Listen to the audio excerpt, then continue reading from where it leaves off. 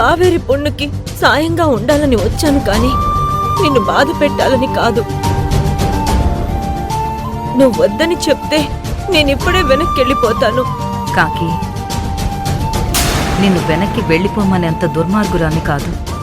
నువ్వు మాకెంతో హెల్ప్ చేసావు. నువ్వు లేకుండా మేం లేం. లోపలికి రా కాకి. అన్నీ కాకి, ఇప్పుడు నీ మనసులో ఉంది, నా మనసులో ఉంది ఒక్కటే. అదే జరగాలని దేవుణ్ణి కోరుకుందాం. అన్నీ కావేరి ఏ తప్పు చేయలేదని నీకు తెలుసు, నాకు తెలుసు. కానీ ఆ విషయం అర్జున్ బాబు ఒప్పుకోవడం లేదు. అందుకు కారణం ఈ రెండు దుష్ట శక్తులే. వాళ్లే ఈ ఇంటికి పట్టిన పీడ. త్వరలోనే కావేరి నిజం నిరూపిస్తుంది.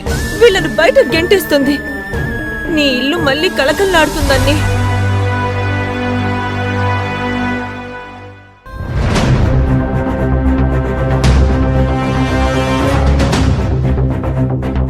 అర్జున్ బాబు,